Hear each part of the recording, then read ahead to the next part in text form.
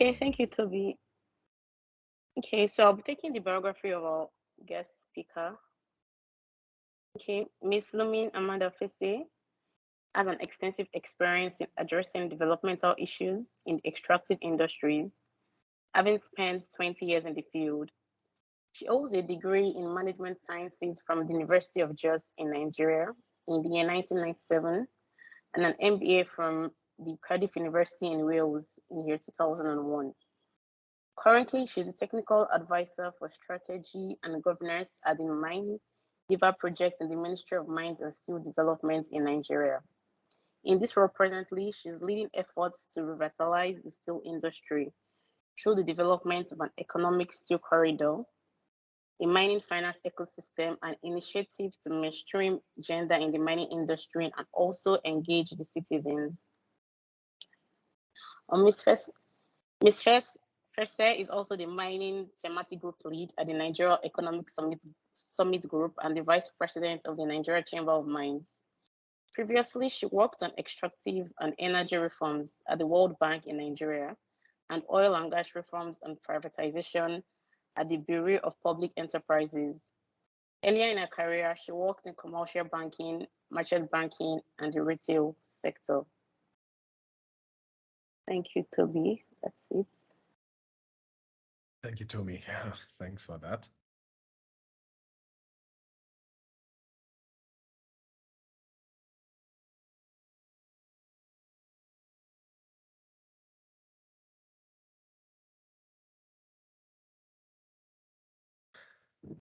Okay, so on this note, we would like to get into the interview session, and myself and Sanelisiwe will be interviewing our guests, Ms. Lumun Amanda Feese.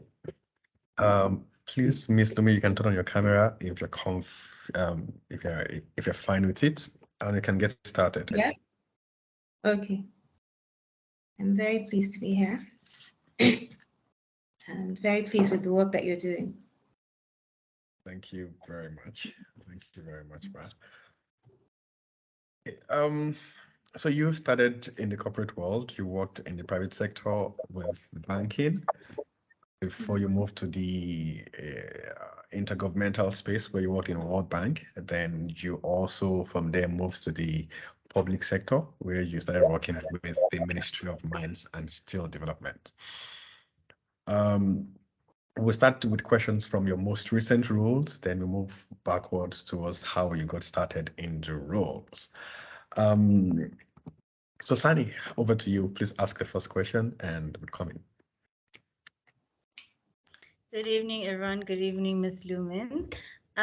So you've worked multiple roles as Toby has announced. So within the roles that you have worked in across the oil and gas and mining industry, without putting you under pressure and without being judgmental, which of the industries did you really enjoy working in and you felt were really rewarding to you? Okay. My most rewarding has been the mining industry because it has the opportunities for broad-based development to support, the development of the country are immense. I didn't quite, I'm happy I came this way because once I started working in the industry and I looked at what the Nordic countries, Sweden, natural resources, most of them started their natural resource journey from the forestry, developed a resource-based industrialization strategy, which they transferred to their mineral resource. They're one of the most advanced mining countries, not in terms of exploration and extraction itself, but in the technologies and equipment. So, that's when I realized, it confirmed to me that I was where I really wanted to be. which is similar to mining, is gas, because gas is also instrumental to a country's development. But both sectors, whether gas or mining, depend and planned, governed, and managed, that the sector is for it to deliver those multiplier effects on the economy. Oil as well, Norway, because they're all sectors well planned. But I preferred mining and then gas, because we could tell a big story that you showed. There's a big story like that from mining and gas. So mining and then followed by gas. Thank you. That was quite interesting. Having to compare the perspective of the Nordic countries and countries in the European countries to what we have in Africa, and the impact it can make. So you said, for a young person who is just graduating, particularly those who are in technical space, very few people know about what it is to have or to take roles in the public sector or to work with government within the mining industry. So I think the first thing I would like to know is, how important is the public sector in ensuring that there is a prosperous mining industry, particularly the operations and the extraction itself?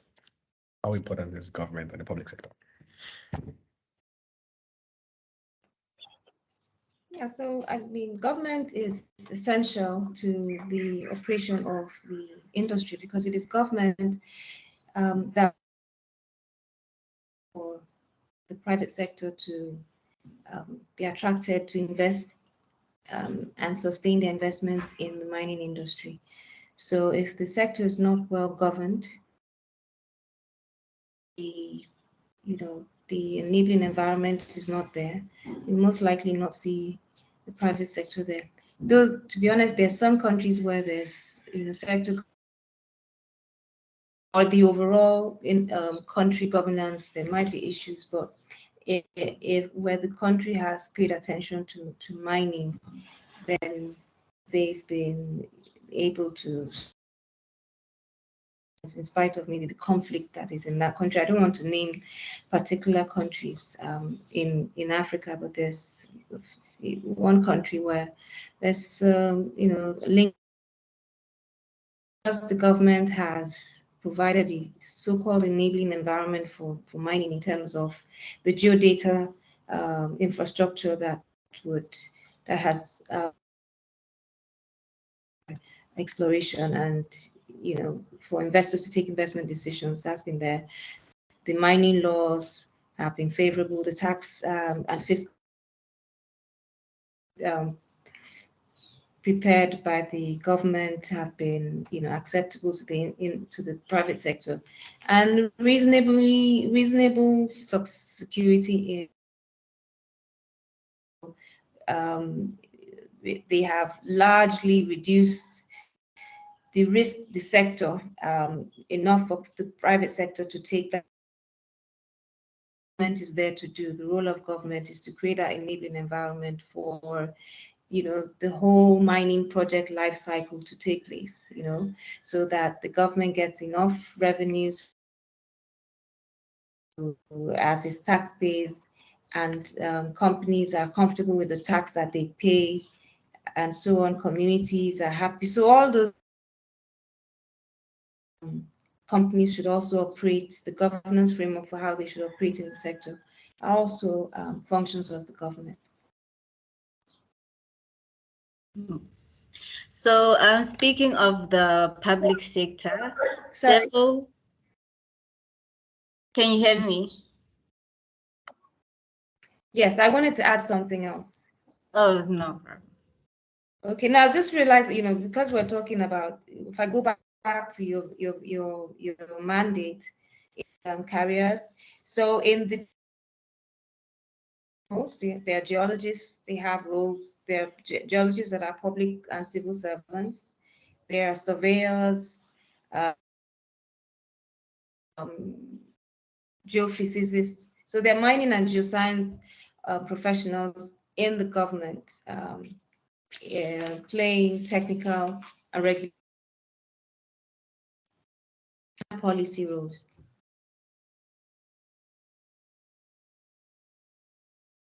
That's very interesting, and I'm sure it's also interesting for people who are pursuing careers in the mining industry, as well as the public and private sectors. So speaking of the public sector, there are several countries which have at least one government ministry department which governs the mining. In Nigeria, you have the Ministry of Mines, and in South Africa, we have the DMRE, Department of Mineral Resources. So please educate us on how the Ministry of Mine and Steel Development works. Okay, so I just need to clarify something. I'm not a public servant. I'm not a servant. I worked at the World Bank before and as part of a team that oversaw a World Bank funded project. Then I joined the ministry working with a minister. Then I transitioned and I World Bank funded is another World Bank funded project of the Ministry of Mines funded by the World Bank. So I'm an advisor there. So the ministry has 3 technical departments. It has the Mines Inspectorate Department that of the ministry, and they oversee mining operations, you know, and then exploration, license and mining. Then the artisanal and small scale mining department. Then the Ministry of Environmental Compliance Department, overseeing environmental and social compliance. Then it has a department covering steel and another covering metallurgy and raw materials development. Then there are several administrative departments, you know, finance and accounts and admin and human resources. So departments are, you know, pool staff. The staff come from the civil service and, you know, they rotate them, but the core technical departments are professionals. Then the ministry has several agencies like the Mining Cadastre Office, which is the licensing agency of government. There's the Nigerian Geological Research Institute, the National Metallurgical Development Center.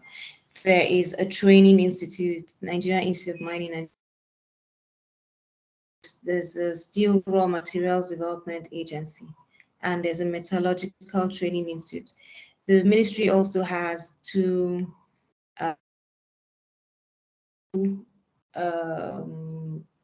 enterprises, put it that way. There's the Ajakuta Steel. I think the government is trying to concession, and then there's an iron ore mining company. Also, these 2 companies were under litigation, but I think the government has so looking forward to concessioning them to the private sector.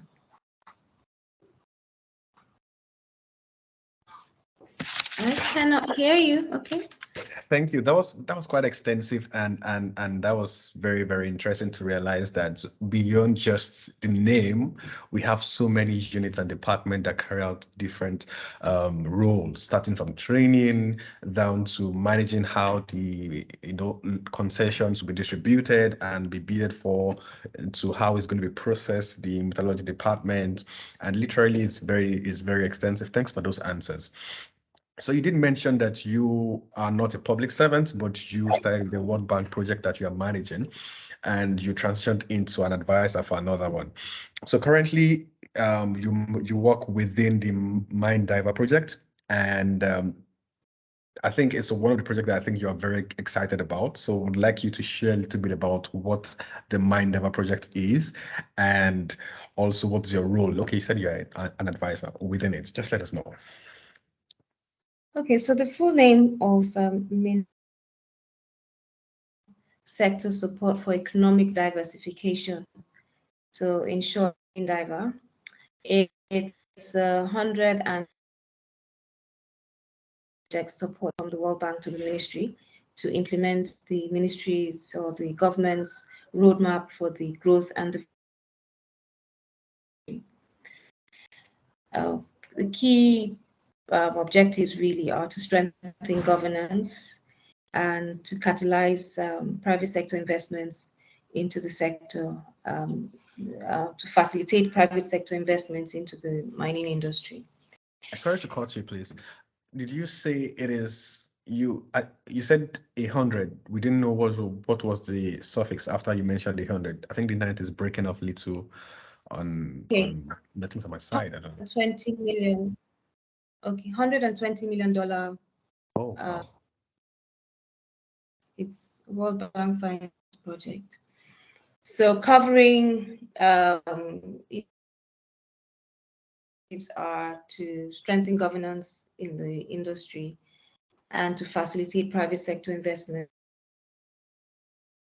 in the mining industry. And it has several three components, covering even an airborne geophysics survey, which is ongoing, and then Mining Cadastre Office has just digitized its operations, so one can apply for a license, digitally and remotely. That was launched during the Nigerian Mining Week. So those are some of the activities that MinDiver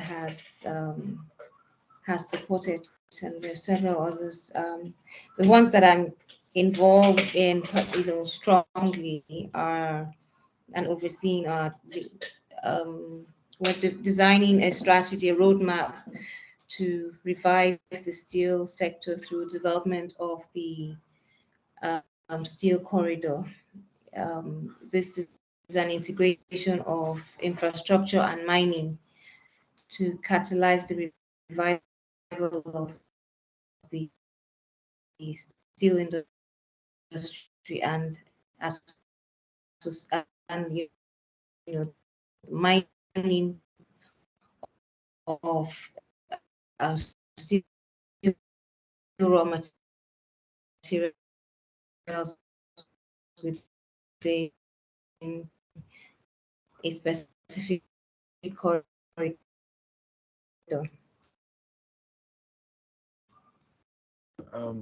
Thank you very much. We were losing towards the end.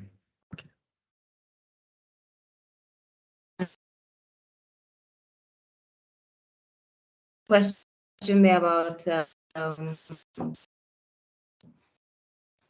accessing funding. So we're also working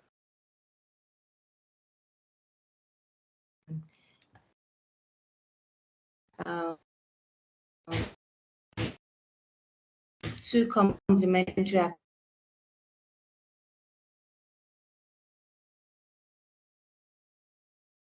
activities. Sorry, we're struggling to hear you. The internet is breaking off. Address Can you hear me? the issue finance for exploiting.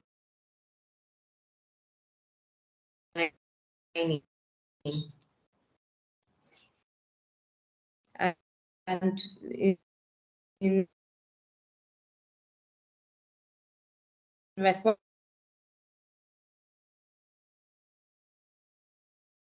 to that question,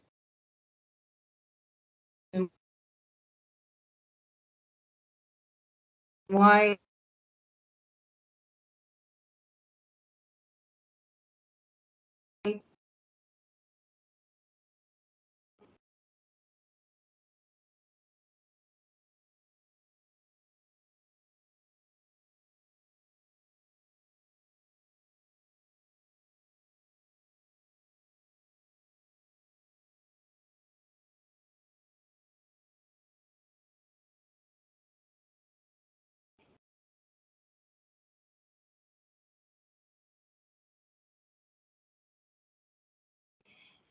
Hello, Miss Lumin.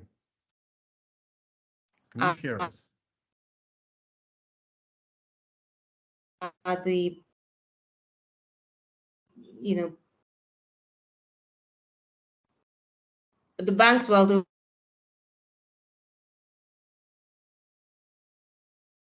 not fund exploration, the base for mining, and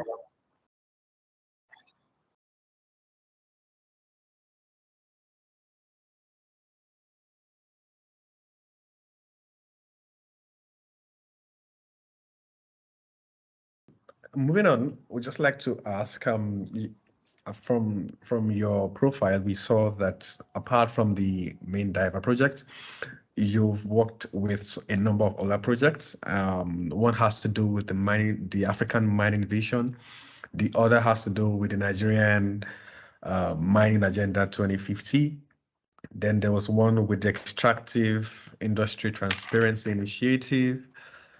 So what does this project entail? Are they similar to MinDiver, or what? And what was your role in this project? Just briefly, you can explain.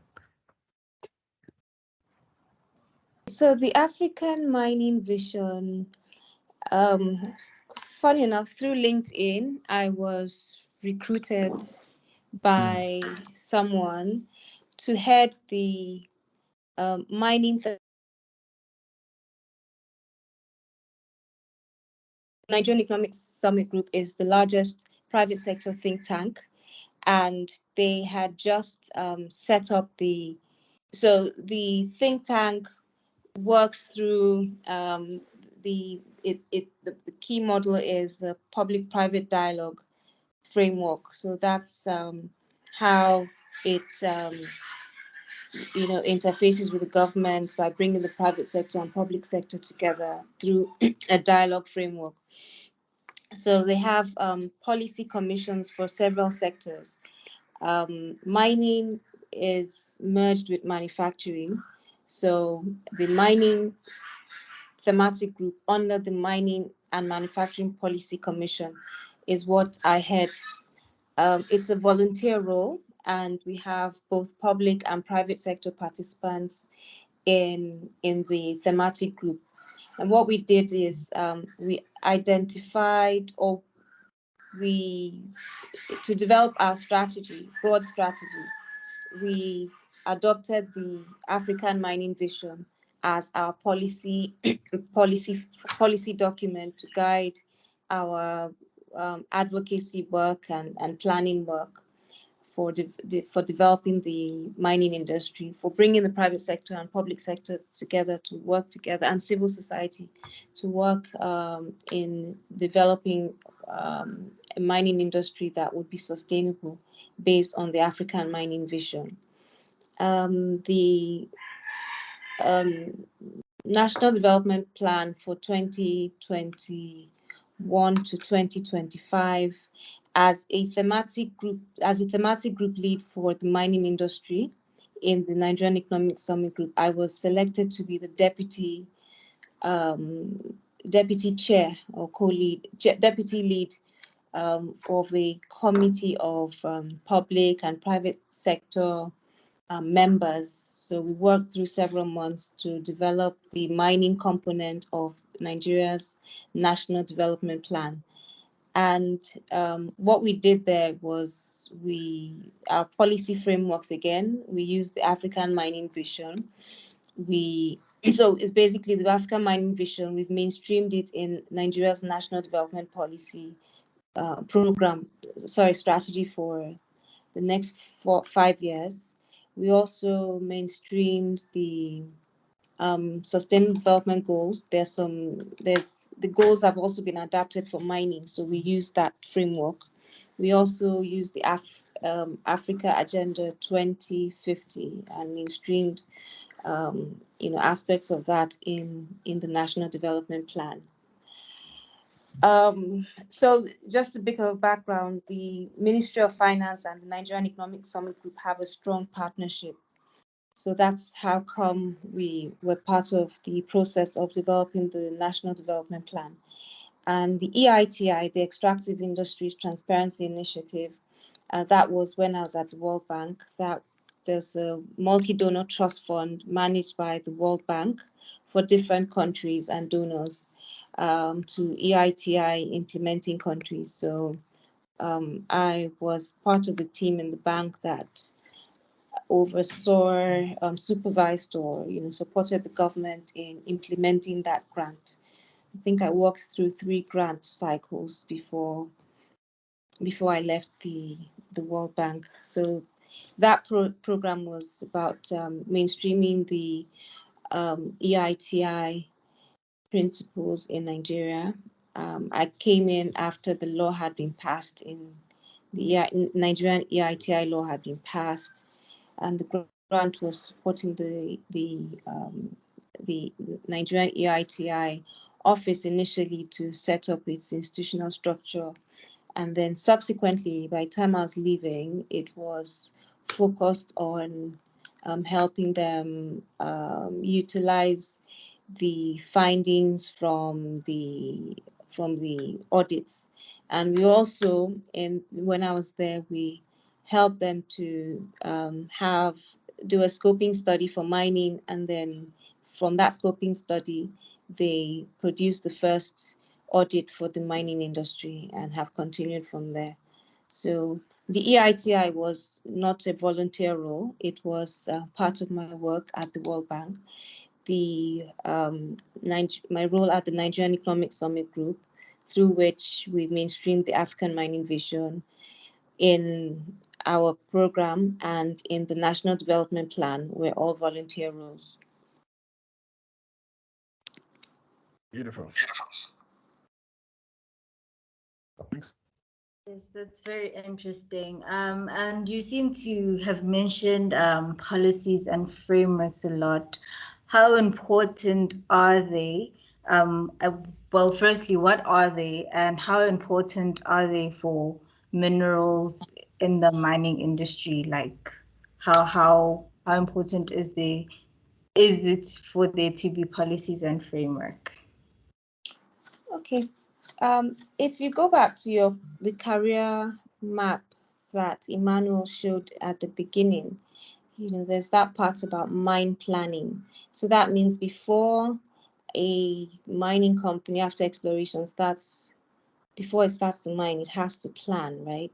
It has to consider the geology, the I think metallurgy, consider the tax, consider the fiscal regime, consider the community engagement, and so on. So a whole range of issues. So it's the same way that before a country starts to give out licenses in mining, or in several countries, mining has been like Nigeria, for instance. I give an example. We started mining probably organized mining in 1902. But with the commercial discovery of oil, we diverted our attention to oil.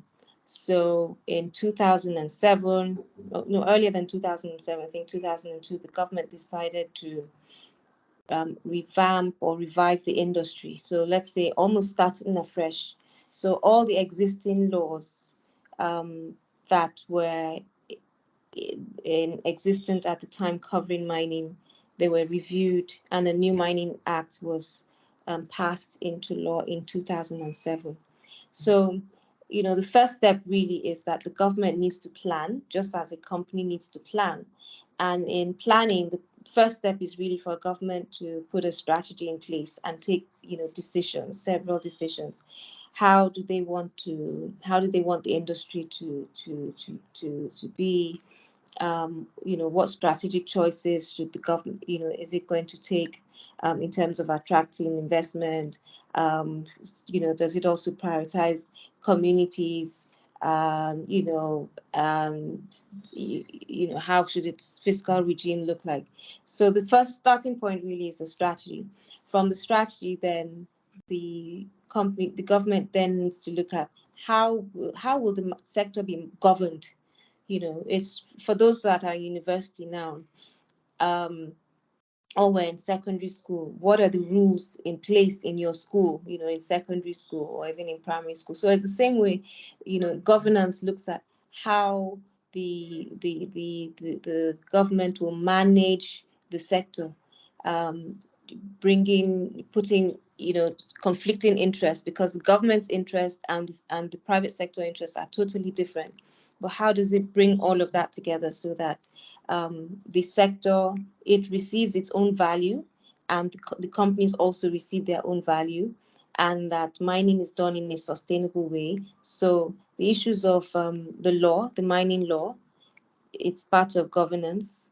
The policy first, the strategy. The government develops a strategy, then it develops the mining policy, which states the vision and direction in which it wants to go. Then the mining law emanates from the government's vision, detailed in the policy, and then from the law you have the regulations. So these are frameworks that the private sector, these are important documents that the private sector reviews to determine whether to make it, to invest in that country or not, whether the policy is is consistent or not. So I've worked in those roles, strengthening governance in the industry, to create an enabling environment for the private sector, and also at the same time ensuring that host mining communities are not sorry, I don't know, I'm sneezing a lot now. So that make sure that that mining does not impact negatively on the host mining communities, and then on the citizens overall. So that's in a nutshell what I've been involved in. So I'm just curious. You have mentioned all of these roles and these projects. Do you think young professionals, be technical or not, have a role to play or can be a part of these discussions, these strategy sessions, and these kind of conversations? If there are, Yes. what are they?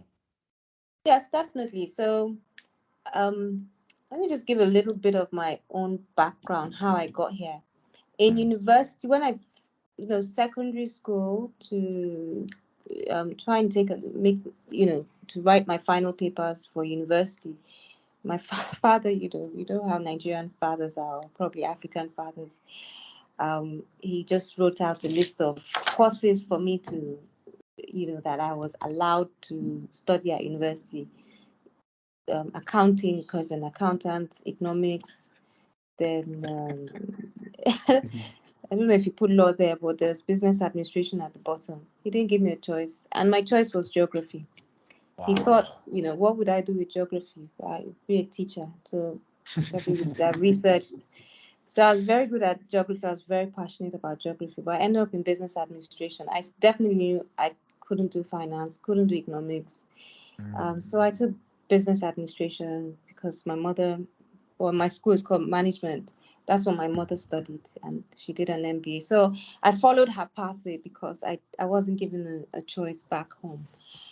And by the time I was finishing university and then starting an MBA, I don't know, by the time I finished the MBA, I said, I think I want to go into government, which is quite surprising because then I should have studied public administration. Absolutely. So, yeah.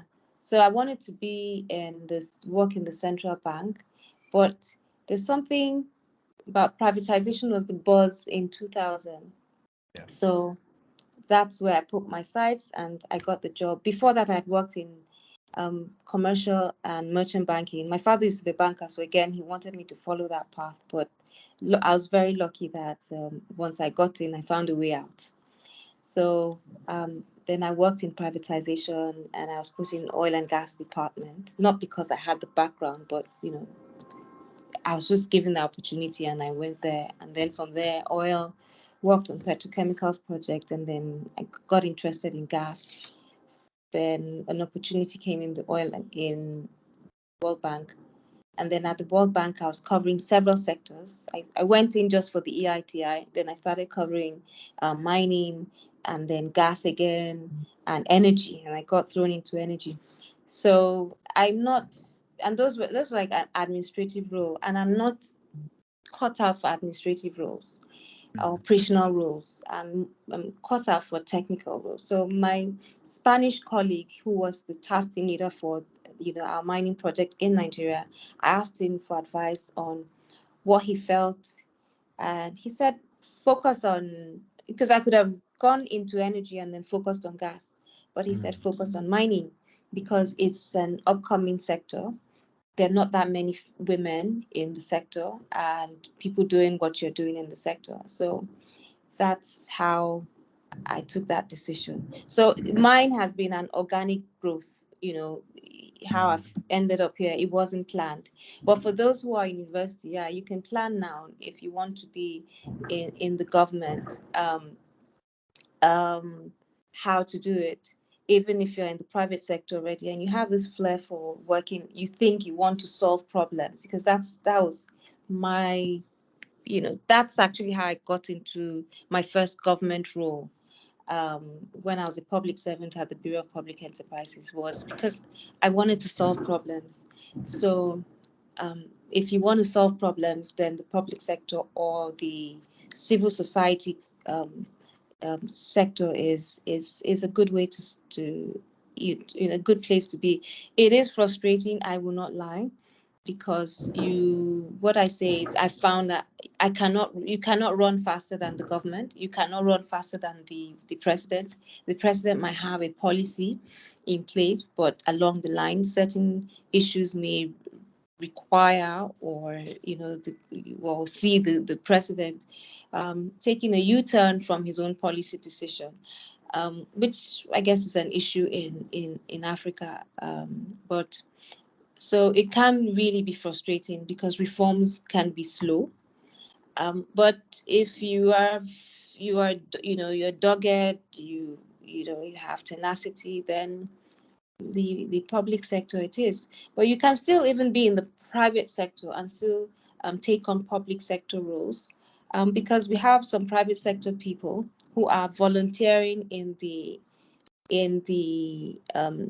mining thematic group of the Nigerian Economic Summit Group. So they're working with the public sector official or officials who are there. Everyone is volunteering, trying to solve problems. So you don't necessarily need to have be in the public sector to work on public sector issues in the different countries, because I hear AfriMine covers the whole of Africa. So there might be some think tanks that do public advocacy. So someone in the mining private sector can participate there and work on issues. It could be on community development. So it could be a think tank or a civil society groups that is working on the issues that affect mining, right?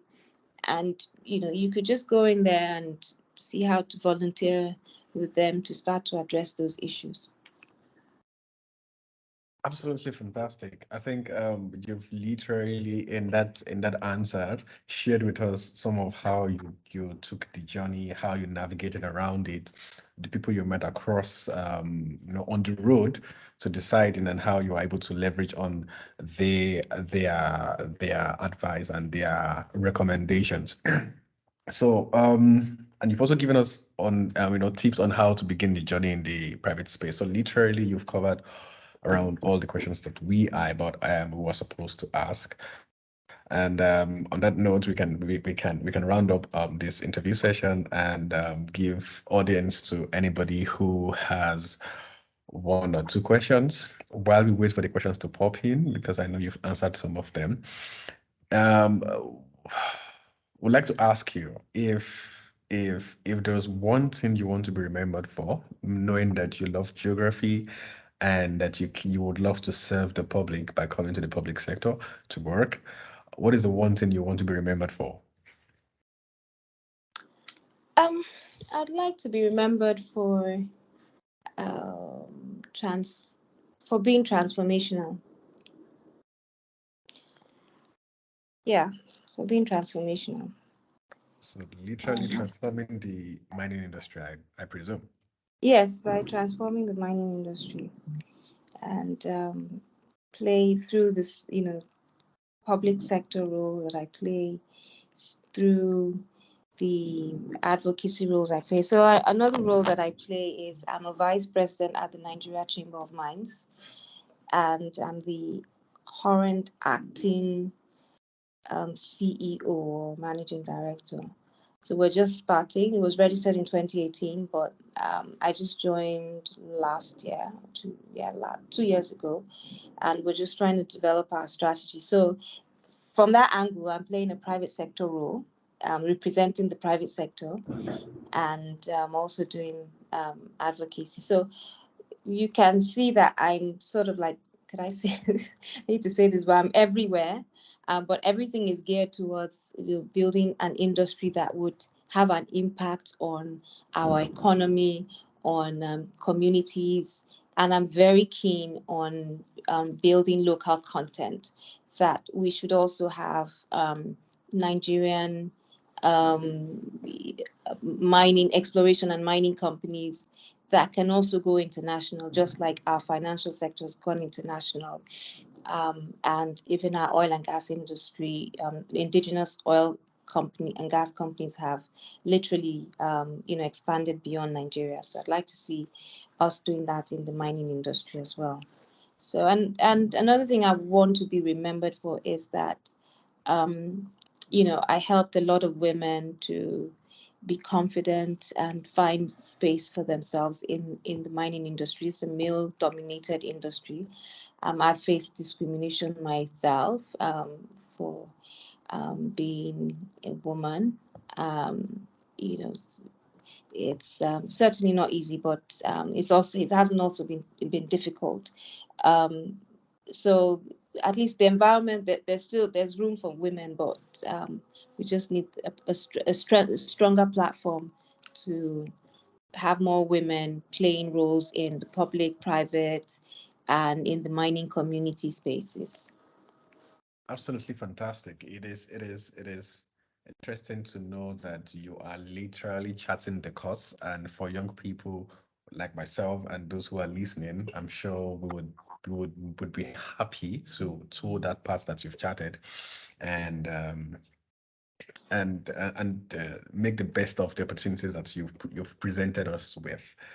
All right, Sunny. Yes, thank you so much for joining us, and I'm sure you will be remembered as someone who's transformative and who has made space for women. My final question, well, is a little birdie told me you love spy thrillers, and hopefully one day maybe a Nigerian spy thriller will come out. But for now, what is the title of your favorite movie in that genre? I like the um, Robert Robert Ludlum books. I liked Frederick Forsyth novels. Those are old ones. I like the Jason Bourne movies a lot. I also like James Bond. My favorite James Bond movie being From Russia with Love. And I also like reading books, but I don't find that many spy thriller books anymore. So a lot of the time I just go back, like if I'm passing through an airport in Nigeria, I tend to see some of those old books. So I pick them up and reread them again. So yeah, hopefully we'll see something in that space in Nigeria. That's interesting because with all of the tasks that you do and how you function in literally every space within the mining industry, how do you find time to do all of these things? How do you find time to read? And do you find time to watch movies? Just curious. Yeah, that's where I'm struggling, to be honest. I need to to have more balance. Yeah, because in fact, there's a time I almost like, look, I need to quit all these volunteer roles.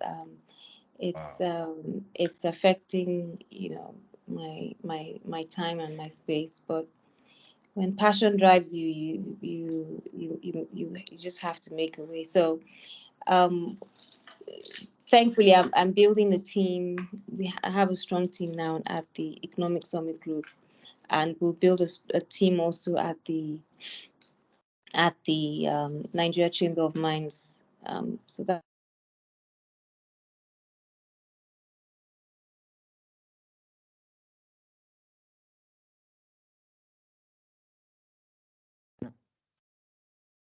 I do find time, but it's not easy. Yeah.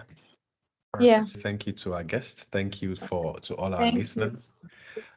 Thank you for spending your time with us. Thank you for sharing your story. We enjoyed every bit of it. Thank you. Yeah. Thanks for having me. You're welcome. You're welcome.